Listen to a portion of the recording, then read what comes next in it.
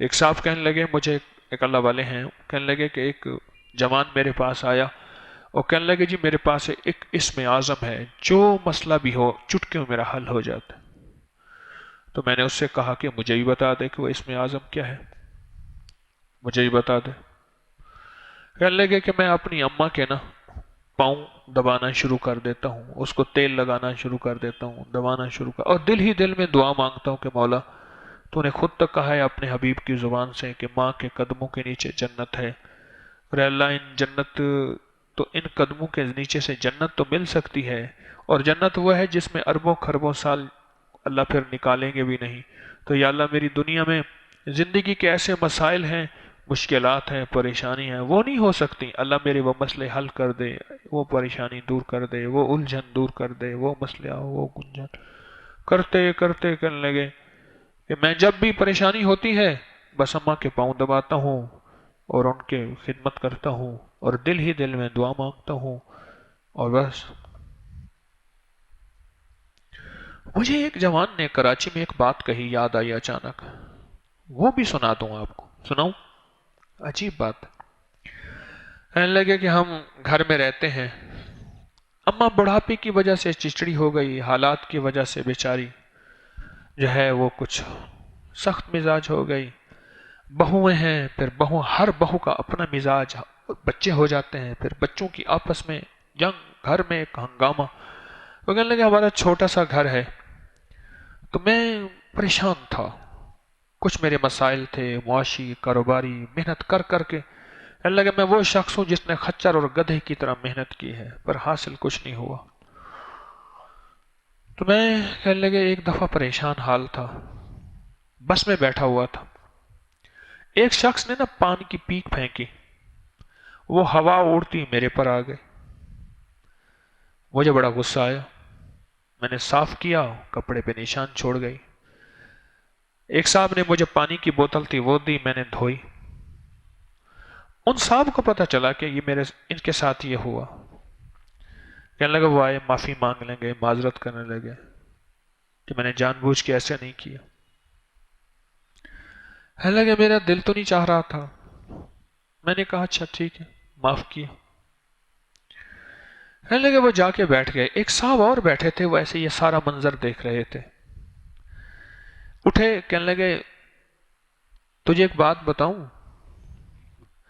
تو نے آج جس طرح پان کی پیک برداشت کی ہے نا، اگر ماں کی ڈانٹ ایسے برداشت کر لے اور اف بھی نہ کر، قرآن کہتا ہے افم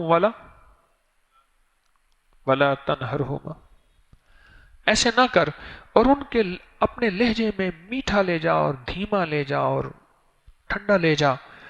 سے بات کر، تیرے سب مسئلے حل ہو جائیں گے، سب پریشانیاں دور ہو جائیں گی،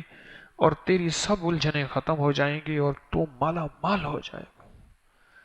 میں اس کو بندے کو دیکھنے لگا، یہ کیسی بات کی ہے، اس موقع کی بات تو نظر نہیں آتی، میں خاموش ہو کے بیٹھ گیا۔ وہ بندہ بھی اپنی منزل پہ اتر گیا، میں بھی اتر گیا، بس اس کی بات کوئی ایسی تھی جو بعد میں میرے دل میں جا کے اتر گئی، کوئی ایسی اس کی بات میں خلوص تھا، سچائی تھی، کیا تھا۔ بس میں گیا اور فیصلہ کر لیا کہ میں ماں سے تکرار کرتا تھا اور ماں کو جواب دیتا تھا، کبھی بیوی کی سائیڈ پہ، کبھی بچوں کی سائیڈ پہ، پھر جھگڑا ہو جاتا تھا، پھر کئی دن ماں اور بیٹی کی اولاد کے بول چال ختم ہوتی تھی، اور پھر یہ سال ہر سال سے جنگ چلی ہوئی تھی، کبھی مجھ میں اپنے آپ پہ ندامت بھی آتی تھی، کبھی ماں پہ غصہ آتا تھا۔ پھر میں نے کہا دل میں جاتے ہوئے کہ میں ماں کو بدلنا چاہتا ہوں، ماں تو نہیں بدلے گی، تو لہٰذا میں ہی بدل جاؤں، ماں تو نہیں بدلے گی، وہ بڑھاپے میں پختہ ہو گئی اپنے مزاج میں۔ کہنے لگے اس پان کی پیک پہ پان کی تھوک کا معاف کرنا، درگزر کرنا کوئی ایسا کام آیا کہ بس میری زندگی بدل گئی،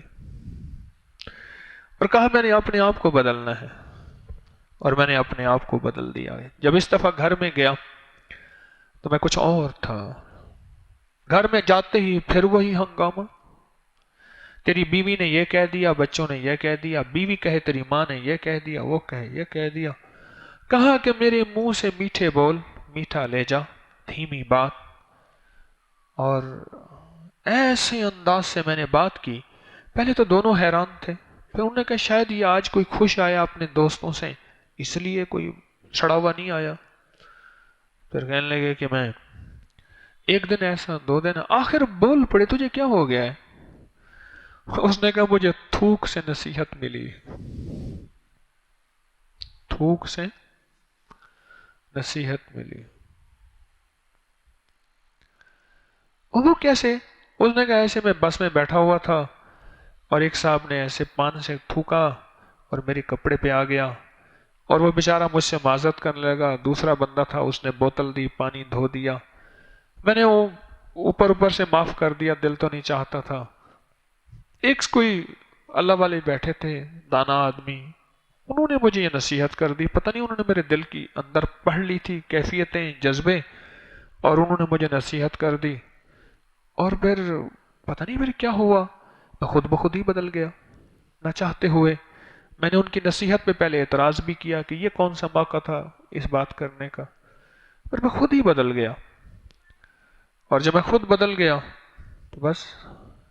اور کہنے لگے واقعی اس دن کے بعد مجھے بخت لگ گیا،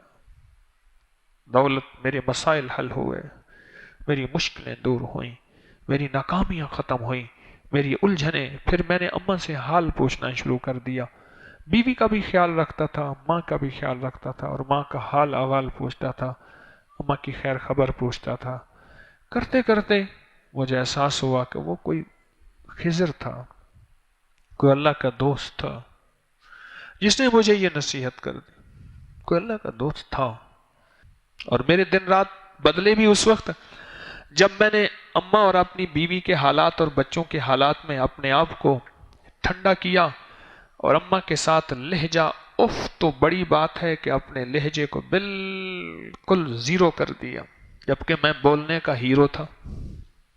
بالکل زیرو کر دیا، اور اماں کے سامنے میں بھیڑ کا بچہ بن گیا، بس۔ پھر جو رب نے رنگ لگائے، دولت کا، رزق کا رنگ لگایا، عجب رنگ لگا۔